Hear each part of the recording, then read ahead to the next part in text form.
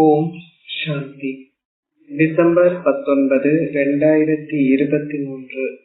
காலை முரளி பாப்தாதா மதுபன்.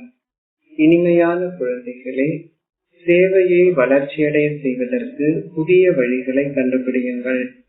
ஒவ்வொரு கிராமத்துக்கும் சென்று சேவை செய்யுங்கள். சேவை செய்வதற்கு உங்களுக்கு ஞானோதயம் தேவையாகும்.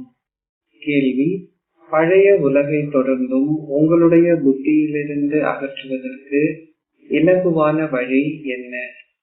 பதில்: மீண்டும் மீண்டும் வீட்டை நினைவு செய்யுங்கள். மரண உலகில் உங்களுடைய கணக்குகளை தீர்த்துவிட்டு அமரத்துவ உலகிற்கு செல்ல வேண்டும் என்பது உங்கள் புத்தியில் இருக்கட்டும். உங்கள் ஷரீரத்தை பொறுத்தவரை யாசிப்பவராகுங்கள். இந்த ஷரீரமும் உங்களுக்கு உரியதல்ல. அத்தகையதோர் பயிற்சியை நீங்கள் செய்யும் பொழுது தொடர்ந்தும் பழைய உலகை மறப்பீர்கள்.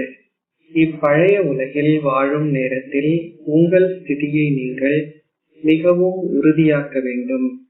நிலையான ஸ்திரமான ஸ்திதியை கொண்டிருப்பதற்கு நீங்கள் முயற்சி செய்ய வேண்டும்.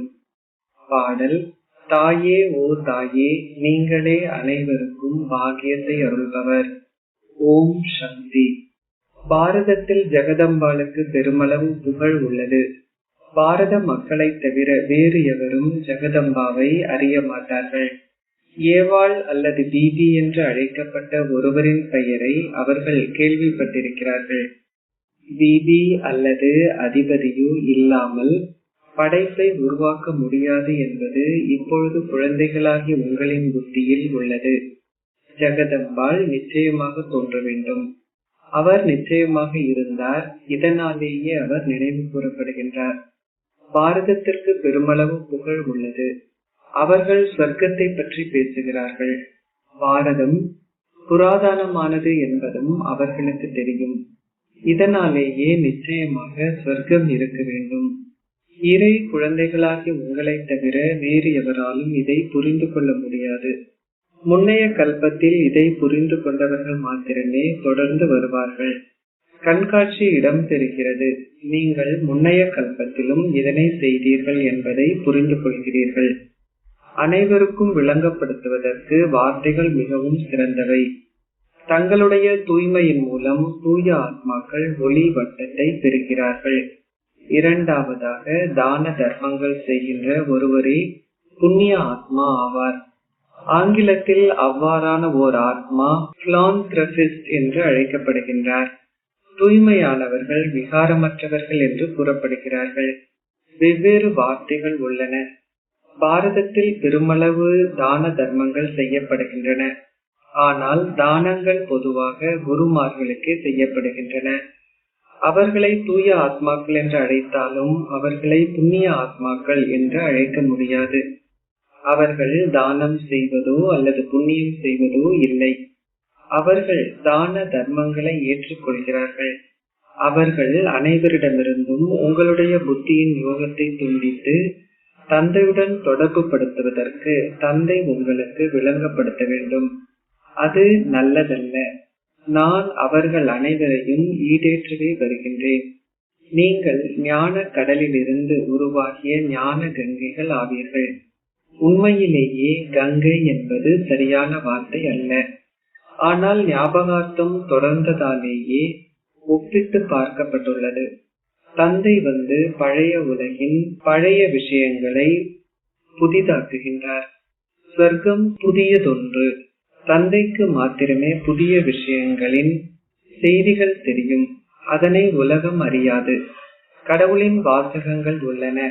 ஆனாலும் கீதையில் ஸ்ரீ கிருஷ்ணரின் பெயரை புகுத்தப்பட்டதால் அனைவரது புத்தியின் யோகமும் துண்டிக்கப்பட்டுள்ளது. இதனாலேயே கடவுளை சர்வ வியாபி என்று அவர்கள் கூறியுள்ளனர். பலரது புத்தியின் யோகம் ஸ்ரீ கிருஷ்ணருடனேயே இணைக்கப்பட்டுள்ளது.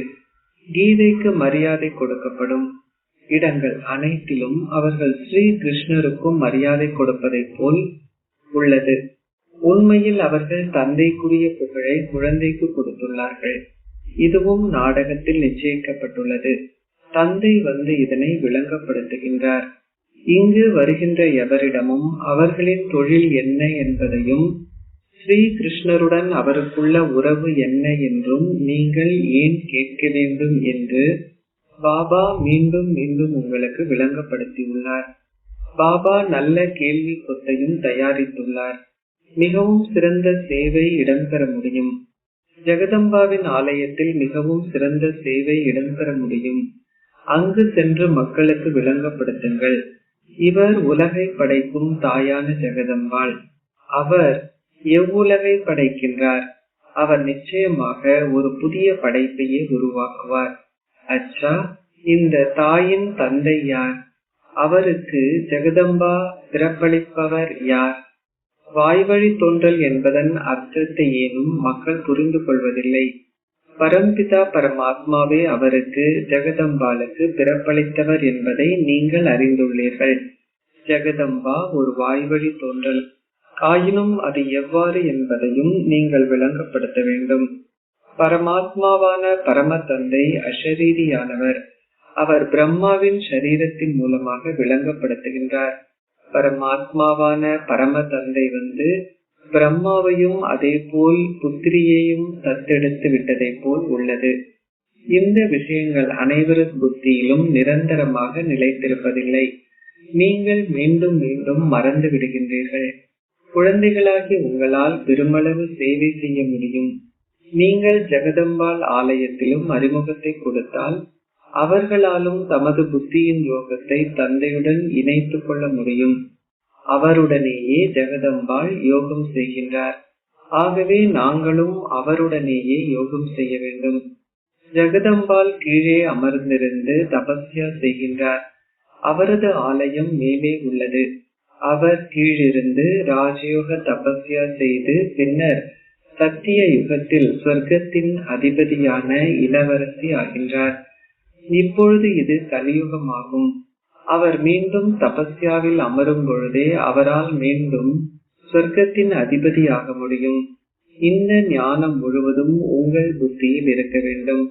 மக்களுக்கு இந்த உண்மையான ஆலோசனை கொடுக்கப்படுகிறது. நீங்கள் ஒவ்வொருவரது அறிமுகத்தையும் கொடுக்கின்றீர்கள். எவ்வாறாயினும் அவ்வளவு விரைவில் உங்கள் அனைவரது புத்தியிலும் இது இருக்க முடியாது. நீங்கள் உங்களை சேவை செய்வதில் ஈடுபடுத்தும் பொழுதே அது அவர்களின் புத்தியில் இருக்க முடியும். மிகவும் நல்ல படங்கள் உருவாக்கப்பட்டுள்ளன. நீங்கள் லக்ஷ்மி நாராயணனின் ஆலயத்திற்கு சென்று அங்கு விளங்கப்படுத்தலாம். பாபா கூறுகின்றார், சென்று இதனை எனது பக்தர்களுக்கு விளங்கப்படுத்துங்கள். நீங்கள் ஆலயங்களில் நிச்சயமாக பக்தர்களை காண்பீர்கள். அவர்களுக்கு லக்ஷ்மி நாராயணனின் இந்த படத்தை அன்புடன் விளங்கப்படுத்துங்கள். அனைவரும் தாம் சொர்க்கத்தின் அதிபதிகளாக இருந்தார்கள் என்று கூறுவார்கள். அச்சா, அது இப்பொழுது என்னவாக உள்ளது? அது இப்பொழுது நிச்சயமாக கலியுகம் என்றே கூறப்படும். கலியுகத்தில் துன்பத்தை தவிர வேறு எதுவுமே இல்லை. ஆகவே அவர்கள் எவ்வாறு இந்த ராஜ்யத்தை பெற்றார்கள்? உங்களுக்கு இது தெரியும் என்பதால் உங்களால் அனைவருக்கும் கூற முடியும். நீங்கள் ஒருவருக்கு இதனை விளங்கப்படுத்தும் பொழுது அங்கே முழு கூட்டமும் ஒன்று கூடிவிடும். பின்னர் தம்மிடமும் வருமாறு உங்களை அனைவரும் அழைப்பார்கள். ஆலயங்களில் மிகவும் பெரிய மேளாக்கள் நடைபெறுகின்றன. நீங்கள் ராமரின் ஆலயத்திற்கும் சென்று அவரது தொழிலை பற்றி அவர்களுக்கு கூறுங்கள். நீங்கள் அவர்களுக்கு படிப்படியாக சாதுரியமாக விளங்கப்படுத்த வேண்டும். சில குழந்தைகள் எழுதுகிறார்கள், பாபா, நாங்கள் இவ்வாறு விளங்கப்படுத்தி உள்ளோம். நீங்கள் ஒருவருக்கு விளங்கப்படுத்தும் பொழுது பின்னர் மற்றோரும் உங்களை அழைத்து உங்களிடம் கூறுவார்கள், இந்த சொற்பொழிவுகள் எனது இல்லத்திலும் 7 நாட்களுக்கு தொடர்ந்தும் இடம்பெற்றால் மிகவும் நன்றாக இருக்கும். பின்னர் அங்கிருந்து மேலும் பலர் வெளிப்படுவார்கள். உங்களை எவரேனும் அழைக்கும் பொழுது அவர்கள் உங்களை விட்டு செல்லாத வகையில் நீங்கள் அவர்களுக்கு விளங்கப்படுத்த வேண்டும். நீங்கள் சொற்பொழிவுகளை ஆற்றும் பொழுது அருகில் உள்ள நண்பர்கள் உறவினர்களும் அங்கு ஒன்று கூடுவார்கள். இவ்வாறு வளர்ச்சி நிகழும். பலராலும் நிலையங்களுக்கு வர முடியாது. இது நல்லதோர் வழிமுறையாகும். நீங்கள் இவ்வாறு முயற்சி செய்ய வேண்டும். அரிதாக சிலரே இதற்காக முயற்சி செய்வதற்கான கலையை அறிந்துள்ளார்கள். இந்த ஞானத்திற்கான ஞானோதயம் தேவைப்படுகிறது. பாபா மிக தொலைவிலிருந்து எமக்கு கற்பிப்பதற்காக வந்துள்ளார். நீங்கள் சேவை செய்யாது விட்டால் எவ்வாறு உயர்ந்ததோர் அந்தஸ்தை பெறுவீர்கள்? பாடசாலைகளில் மாணவர்கள் மிகவும் திறமைசாலிகளாக இருப்பதுடன் பெருமளவு உற்சாகத்துடனும் இருக்கிறார்கள். இதுவும் ஒரு கல்வியே ஆகும். இது அற்புதமானதோர் கல்வியாகும். இங்கே இளைஞர்கள், முதிர்ச்சியானவர்கள், வயோதிபர்கள் அனைவரும் கற்கிறார்கள். ஏழைகளுக்கு மேலும் நல்ல வாய்ப்பு உள்ளது. உண்மையில் சந்நியாசிகளும் ஏழைகளே. பல செல்வந்தர்கள் தம்மிடம் வருமாறு அவர்களுக்கு அழைப்பு விடுக்கிறார்கள். சந்நியாசிகள் தமது வீடுகளை துறந்து யாசிப்பவர்கள் ஆகின்றார்கள். அவர்கள் தம்மிடம் எதனையும் வைத்திருப்பதில்லை. நீங்களும் இப்பொழுது யாசிப்பவர்களே. பின்னர் நீங்கள் இளவரசர்கள் ஆகின்றீர்கள். அவர்களும் யாசிப்பவர்களே. இதில் தூய்மை என்ற கேள்வியே உள்ளது. உங்களிடம் எதுவுமே இல்லை. உங்கள் ஷரீரங்களையும் நீங்கள் மறந்து விடுகின்றீர்கள். நீங்கள் உங்கள் ஷரீரங்கள் உட்பட அனைத்தையும் துறந்து ஒரே ஒரு தந்தைக்கு உரியவர்கள் ஆகின்றீர்கள். நீங்கள் தந்தையை அதிக அளவு நினைவு செய்வதற்கு ஏற்ப அதிக அளவு இதனை கிரகிப்பீர்கள். நீங்கள் இதனை கிரகிப்பதற்கு நிரந்தரமான ஸ்திரமான முறையில் முயற்சி செய்ய வேண்டும். நாங்கள் பாபாவிடம் செல்ல வேண்டும் என்பதால் நாங்கள் ஏன் இப்பழைய உலகை பற்றி எண்ணங்களை கொண்டிருக்க வேண்டும்? உங்கள் ஸ்திதி உறுதியாகும் வரை நீங்கள் இப்பழைய உலகிலும் உங்கள் பழைய ஷரீரங்களிலும் இருக்க வேண்டும். நீங்கள் இப்பொழுது வீட்டில் உங்கள் குடும்பங்களுடன் வாழ்ந்து தூய்மையாக இருக்க வேண்டும். இந்த மரண உலகுடனான உங்கள் கணக்குகள் தீர்க்கப்படுவதால் நீங்கள் அமரத்துவ உலகிற்கு செல்ல வேண்டும். நீங்கள் மீண்டும் மீண்டும் வீட்டை நினைவு செய்யும் பொழுது பழைய உலகம் தொடர்ந்தும் மறக்கப்படும். அவர்களிடம் கேளுங்கள், கீதையில் பாபா என்ன கூறினார்? கடவுள் பாபா என்று அழைக்கப்படுகின்றார் என்று விளங்கப்படுத்துங்கள். அஷரீரியான பாபா கூறுகின்றார், சதா என்னை மட்டும் நினைவு செய்யுங்கள். யோக அக்னியால் உங்கள் பாவங்கள் அழிக்கப்படும். கடவுளின் மேன்மையான வாசகங்களாவன, இப்பழைய உலகையும் உங்கள் பழைய ஷரீரங்களையும் துறந்திடுங்கள். ஆத்ம உணர்வுடையவர்கள் ஆகி சதா பாபாவை நினைவு செய்யுங்கள். கடவுள் அஷரீரியானவர். அந்த ஆத்மா ஒரு ஷரீரத்தை எடுத்து சப்தத்திற்குள் வருகின்றார். பாபா ஒரு கருப்பையின் மூலம் பிறப்பெடுப்பதில்லை. அவருக்கு சிவன் என்ற ஒரு பெயர் மாத்திரமே உள்ளது. பிரம்மா, விஷ்ணு, சங்கரரின் ஆத்மாக்களும் உள்ளார்கள். அவர்களுக்கென சூட்சும ஷரீரங்களும் இருக்கின்றன. அவர் அஷரீரியான பரம்பிதா பரமாத்மா. அவரின் பெயர் சிவன் ஆகும். அவர் மாத்திரமே ஞானக்கடல். பிரம்மா, விஷ்ணு, சங்கரர் படைப்பவர் என்று அழைக்கப்படுவதில்லை. ஒரே ஒரு அஷரீரியானவரே படைப்பவர் என்று அழைக்கப்படுகின்றார். அவ்வாறாயின் அவர் பௌதிகமான படைப்பை எவ்வாறு உருவாக்குகின்றார்? அவர் வந்து பிரம்மாவின் மூலம் பேசுகின்றார். இதனை செய்பவர் ஸ்ரீ கிருஷ்ணராக இருக்க முடியாது. அவர்கள் பிரம்மாவின் கரத்தில் மாத்திரமே வேதங்களையும் சமய நூல்களையும் காட்டுகிறார்கள். பிரம்மாவின் மூலம் ஸ்தாபனை இடம் பெறுகிறது என்று நினைவு கூறப்படுகிறது. அவர் பிரம்மாவின் மூலம் எங்களுக்கு அனைத்து சமய நூல்களினதும் சாராம்சத்தை கொடுக்கின்றார். அஷரீரியானவர் இதனை ஷரீரதாரியின் மூலம் பேசுகின்றார். இந்த விஷயங்கள் மிகவும் நன்றாக கிரகிக்கப்பட வேண்டும். கடவுள் பேசுகின்றார், நான் ராஜயோகம் கற்பிக்கின்றேன். விநாசத்தின் முன்னர் ஸ்தாபனை தேவைப்படுகிறது. அனைத்திற்கும் முதலில் ஸ்தாபனை இடம் பெறுகிறது. இதனை மிக தெளிவாக தொடர்ந்தும் எழுதுங்கள். பிரம்மாவின் மூலம் சூரிய வம்ச ராஜ்யத்தின் ஸ்தாபனை. இவ்வாறு எழுதும் பொழுது இதன் முக்கியத்துவம் மிகவும் தெளிவாக ஆகின்றது. ஆனால் நீங்கள் அது இம்முயற்சியை செய்து சேவையில் மும்முரமாக ஈடுபடும் பொழுதே நிகழ்கிறது. நீங்கள் சேவை செய்வதில் மும்முரமானவர்கள் ஆகும் பொழுது களிப்படைவீர்கள். மம்மாவும் பாபாவும் கூட சேவை செய்வதில் களிப்படைகின்றார்கள். குழந்தைகளாகிய நீங்களும் சேவை செய்ய வேண்டும். மம்மா ஆலயங்களுக்கு அழைத்து செல்லப்படுவதில்லை. மம்மாவிற்கு பெரும் புகழ் உள்ள பொழுதிலும் குழந்தைகளாகிய நீங்களே அங்கு செல்ல வேண்டும். பாபா கூறுகின்றார், தங்களுடைய ஓய்வு பெறுகின்ற ஸ்திதியில் இருப்பவர்களிடம் சென்று கேள்விகளை கேட்டு அவர்களுக்கு விளங்கப்படுத்துங்கள். நீங்கள் எப்பொழுதாவது கீதையை கற்றிருக்கின்றீர்களா? கீதையின் கடவுள் யார்? ஒரே ஒரு அசரீரியான கடவுள் மாத்திரமே உள்ளார். ஒரு ஷரீரதாரியை கடவுள் என்று அழைக்க முடியாது. கடவுள் ஒரே ஒருவரே. நீங்கள் சேவை செய்வதற்கு ஞான கடலை பெருமளவு கடைய வேண்டும். இதனை நீங்கள் பயிற்சி செய்ய வேண்டுமாயின் நீங்கள் சென்று முயற்சி செய்து பார்க்க வேண்டும். ஜெகதம்பாவின் ஒரு கண பார்வைக்காக மக்கள் ஒவ்வொரு நாளும் செல்கிறார்கள். மக்கள் நதிகளின் திரிவேணிக்கும் செல்கிறார்கள். நீங்களும் அங்கு சென்று சொற்பொழிவாற்று சேவை செய்தால் பலரும் ஒன்றாக கூடுவார்கள். அவர்கள் தொடர்ந்தும் உங்களுக்கு அழைப்பு விடுப்பார்கள். எங்களிடமும் வந்து இந்த ஆன்மீக ஒன்று கூடல்களை நிகழ்த்துங்கள். பாபாவினாலும் அம்மாவினாலும் எங்கும் செல்ல முடியாது. குழந்தைகளான உங்களால் செல்ல முடியும். உங்களால் வங்காளத்தில் உள்ள காளி கோயிலிலும் பெருமளவு சேவை செய்ய முடியும். யார் காளி? இந்த தலைப்பில் ஒரு சொற்பொழிவு ஆற்றுங்கள். எவ்வாறாயினும் தைரியம் தேவைப்படுகிறது. யாரால் இதனை விளங்கப்படுத்த முடியும் என்பது பாபாவிற்கு தெரியும்.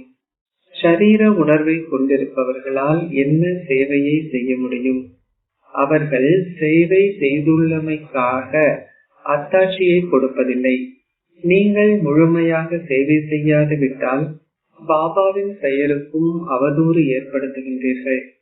யோகி ஒருவருக்கு மிகவும் நல்ல சக்தி உள்ளது. அவர்களுக்கு விளங்கப்படுத்துவதற்காக பாபா தொடர்ந்தும் பல கருத்துக்களை உங்களுக்கு கொடுக்கின்றார். எவ்வாறாயினும் மிக சிறந்த மகாரத்திகளுமே அதனை மறந்து விடுகிறார்கள். இன்னமும் பெருமளவு சேவை செய்ய வேண்டி உள்ளது. இது எல்லையற்ற சேவை என்று அழைக்கப்படுகிறது. பின்னர் அவர்கள் பெருமளவு மரியாதையையும் பெற்றுக் கொள்கிறார்கள். தூய்மையே பிரதான விஷயமாகும். சிலர் முன்னேறும் நேரத்தில் விட்டு சென்று விடுகிறார்கள். தமது லௌகீக தந்தை மீதுள்ள நம்பிக்கை எவரும் இழப்பதில்லை. இங்கே நீங்கள் பாபாவிற்கு பிறப்பெடுக்கின்றீர்கள். பின்னர் அவர் ஷரீரமற்றவராக இருப்பதால் நீங்கள் அத்தகைய தந்தையை மீண்டும் மீண்டும் மறந்து விடுகின்றீர்கள். அத்தகைய தந்தைக்கு ஷரீரமில்லை. தந்தை கூறுகின்றார், நீங்கள் என்னை நினைவு செய்து தூய்மையாகினால் என்னிடம் வருவீர்கள். தான் 84 பிறவிகளுக்கான பாகத்தை நடித்திருப்பதை ஆத்மா புரிந்து கொள்கின்றார். ஒவ்வொரு ஆத்மாவிலும் ஒரு பாகம் நிச்சயிக்கப்பட்டுள்ளது. அந்த பாகம் ஷரீரத்தில் இருப்பதில்லை. அத்தகைய சின்னஞ்சிறிய ஆத்மாவில் அத்தகைய பெரியதோர் பாகம் பதிவு செய்யப்பட்டுள்ளது. உங்கள் புத்தியில் அதிகளவு போதை இருக்க வேண்டும். உங்கள் லௌகீக குடும்பத்தினருடன் உள்ள தொடர்புகளுக்கான உங்கள் பொறுப்புகளை நிறைவேற்றும் பொழுதும் உங்களால் இந்த சேவையை செய்ய முடியும். தாயும் தந்தையும் எங்கும் செல்ல மாட்டார்கள். குழந்தைகளாகிய உங்களால் சேவை செய்வதற்கு எங்கும் செல்ல முடியும். குழந்தைகளாகிய நீங்கள் மாத்திரமே அதிர்ஷ்ட நட்சத்திரங்கள் என்று அழைக்கப்படுகிறீர்கள். அச்சா, இனிமையிலும் இனிமையான அன்பிற்குரிய, எப்பொழுதோ காணாமல் சென்று இப்பொழுது கண்டெடுக்கப்பட்டிருக்கும் அதிர்ஷ்ட ஞான ரத்தினங்களுக்கு தாயும் தந்தையுமாகிய பாப் தாதாவிடமிருந்து அன்பும் நினைவுகளும் காலை வந்தனங்களும். ஆன்மீக தந்தை ஆன்மீக குழந்தைகளுக்கு நமஸ்தே கூறுகின்றார். ஆன்மீக குழந்தைகள் ஆன்மீக தந்தைக்கு நமஸ்தே கூறுகின்றோம். தாரணைக்குரிய சாரம் 1. ஷரீர உணர்வை துறந்து சேவை செய்யுங்கள். ஞான கடலை கடைந்து எல்லையற்ற சேவை செய்வதற்கான அத்தாட்சியை கொடுங்கள். 2. இந்த மரண பூமியுடனான அனைத்து பழைய கணக்குகளும் தீர்க்கப்பட வேண்டும். உங்கள் பழைய ஷரீரத்தையும் பழைய உலகையும் தொடர்ந்தும் உங்கள் புத்தியிலிருந்து அகற்றுங்கள். ஆசீர்வாதம். நீங்கள் ஒரே ஒருவரின் நினைவை கொண்டிருப்பதனால் ஒரு மேன்மையான அந்தஸ்திற்கான உரிமையை பெற்று உங்கள் ஸ்திதியை நிரந்தரமானதாகவும் ஸ்திரமானதாகவும் ஆக்குவீர்களாக. உங்கள் ஸ்திதியை நிரந்தரமானதாகவும் ஸ்திரமானதாகவும் ஆக்குவதற்கு ஒரே ஒருவரின் நினைவில் சதா ஸ்திரமாக இருங்கள். நீங்கள் ஒரே ஒருவருக்கு பதிலாக வேறு எவரையேனும் நினைவு செய்தால் நிரந்தரமான ஸ்திரமான ஸ்திதியை கொண்டிருப்பதற்கு பதிலாக உங்கள் ஸ்திதியானது பலரின் நினைவின் இனிமையுடன் கலக்கப்பட்டுவிடும். வேறு எந்த இனிமையேனும் உங்களை கவர்ந்தால் உங்களுடைய இறுதி கணம் அந்நேரத்தில் வந்தால் உங்களால் ஓர் உயர்ந்த அந்தஸ்தை பெற முடியாமல் இருக்கும். ஆகவே ஒவ்வொரு கணத்திலும் கவனம் செலுத்துங்கள். ஒரே ஒரு தந்தையும் ஒரே ஒரு சங்கமயுகம் என்னும் காலமும் என்கின்ற ஒன்று என்னும் பாடத்தை சதா உறுதியாக்கி ஓர் நிரந்தரமான ஸ்திரமான ஸ்திதியில் நிலைத்திருங்கள். நீங்கள் அப்பொழுது ஓர் உயர்ந்த அந்தஸ்திற்கான உரிமையை பெறுவீர்கள். ஸ்லோகம்: தூய எண்ணங்கள் என்னும் உணவை உட்கொள்பவர்களே உண்மையான வைஷ்ணவர்கள் ஆவார்கள். ஓம் சாந்தி.